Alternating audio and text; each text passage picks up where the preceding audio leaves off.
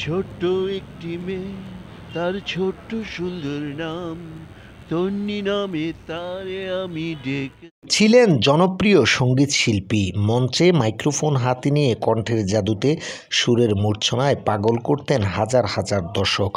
৯০ দশকের সারা জাগানো সেই কণ্ঠশিল্পী এখন চট্টগ্রামের এক পাবলিক টয়লেটের পাহারাদার। অবিশ্বাস হলেও সত্যি, এখন গুনে গুনে ৫ থেকে ১০ টাকা করে গ্রাহকদের কাছ থেকে তোলেন তিনি। বলছিলাম বিখ্যাত ব্যান্ড শিল্পী মোহাম্মদ মনসুরের কথা, কিন্তু আজও তার কণ্ঠের জাদুতে আনমনা হয়ে যায় বহু ভক্ত। চলার পথে মিষ্টি হেসে দেয় মুক্ত ঝরিয়ে, আমার কথার বুকে সুর তুলে দেয়। তখনকার সময়ে ৯০ দশকে তার ছোট্ট একটি মেয়ে এই গানটি না শুনে সঙ্গীতপ্রিয় মানুষ তখন খুব কম ছিল। এই গানের অ্যালবামটি বের হওয়ার পরপরই রাতারাতি জনপ্রিয়তা লাভ করেন তিনি। আর এরপর বেশ কয়েকটি একক অ্যালবাম বের হয়েছিল তার। এছাড়াও তিনি ব্লু হর্নাট সহ বেশ কয়েকটি ব্যান্ড দলে কাজ করেন। ১৯৮৮ সালে এক রাজনীতিবিদের হাত ধরে সঙ্গীত জগতে পথ চলা শুরু হয় মনসুরের। ১৯৮৮ থেকেই এখানে সেখানে ১৯৮৮ আরও কিছু আগের থেকে তো আমাকে আসলে মিউজিকে নিয়ে যায় আপনার জেনারেল এরশাদের। আমি তো ছাত্র রাজনীতিতে ছিলাম, ছাত্র রাজনীতি করতে করতে এরশাদ বিরোধী আন্দোলনে নেমেছিলাম দ্রব্যমূল্যের দাম নিয়ে।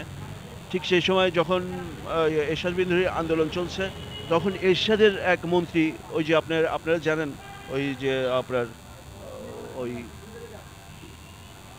ডক শ্রমিকের যে মন্ত্রী, ওনার নামটা কি, ওই ডক শ্রমিকের ইউনিয়নের যে লিডার ছিল, যে ওই যে শ্রমিক হত্যা করলো, জাহাঙ্গীর জাহাঙ্গীর আলম, এরশাদের মন্ত্রী জাহাঙ্গীর আলম অন্য হাত দিয়ে আমাকে ঘুরায় ওই ব্যান্ড সঙ্গীতে নিয়ে যায়। আমি তার এদিকে রাতারাতি জনপ্রিয়তা কুড়িয়ে পাওয়াই যেন কাল হয়ে দাঁড়িয়েছিল মনসুরের জীবনে। উশৃঙ্খল জীবনযাপন আর মাদক সেবনে জড়িয়ে হারিয়ে ফেলেন সব। শেষে এখন জীবনের পরন্ত সময়ে এসে অভাবের তাড়নায় পাবলিক টয়লেটের দায়িত্ব নিয়েছেন তিনি। আমি চিনি ওই এখানের একজন কমিশনার আছিল, ওনার ফেসবুকে দেখছি আমি ওনাকে, এনে দেখি এনে জানছি কিন্তু ওনার ফেসবুক থেকে। উনি দিন একজন ব্যান্ড শিল্পী ছিল, এখন তো টয়লেটের একজন পাহারাদার। এখন পাবলিক টয়লেটের আর কি আছে আর কি শুনছেন ওনার ব্যাপারে? উনি ৯০ দশকে একজন মানে বড় মাপের শিল্পী ছিল বাংলাদেশের, এটা শুনছি আর কি। তো দেখতে অনেক খারাপ লাগতেছে, কারণ উনি একজন শিল্পী ছিল, এখন উনি পাবলিক টয়লেটে গিয়া করেন আর কি, কাজ করেন। এটা অনেক দুঃখ সাথের আমাদের জন্য। আইয়ুব বাচ্চুর এলআরবি সহ বেশ কয়েকটি ব্যান্ড দলে অফার পেলেও তখন আগ্রহ দেখাননি।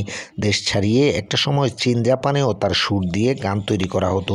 তিনি একাধারে কণ্ঠশিল্পী ও সুরকার ছিলেন।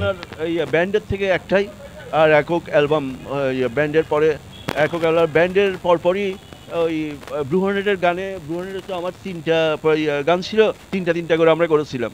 তো ব্লু হর্নেটের ক্যাসেট বাজারে আসার সাথে সাথে 3 মাসের মধ্যে ব্লু হর্নেটের আরেকটা ক্যাসেটের তারা আরেকটা কোম্পানি ক্যাসেটের অফার দেয়, কিন্তু তাদেরকে শর্ত দেয় যে তিনটা মনসুরের গান 3টা হতে পারবে না, মনসুরের গানকে 8টা মনসুরকে গান দিতে হবে, আর তোমরা বাকিগুলো করবে 14টা গানের মধ্যে।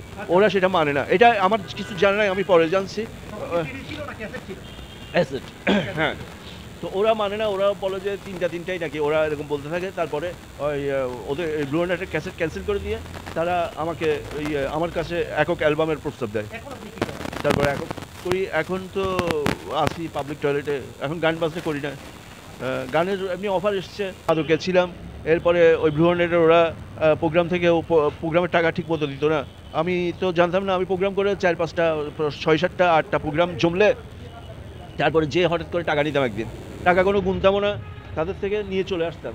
হঠাৎ দেখছি যে আমাকে তারা কম দিয়েছিল টাকা।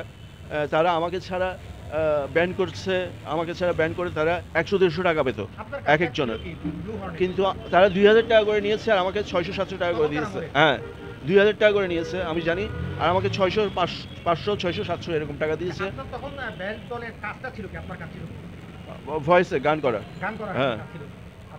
মাসিক আমার এখানে কিছু অবদান আছে এই পাবলিক টয়লেটটা বলতে গেলে আমারই, এমনি সিটি কর্পোরেশন আছে, তবে সিটি কর্পোরেশন এটা খুলে বন্ধ করে দিয়েছিল। একজনের হাতে দিয়েছে রাজু নামে, আজমন নাসির মেয়র ছিল তৎকালীন, আজমন নাসির। দুইটা লাইফই ভালো। ওইখানে সেই সময় আমি গান করেছি, আমার গান সারা দুনিয়ায় গেছে, ক্যাসেট সারা দুনিয়ায় বেচা হয়েছে।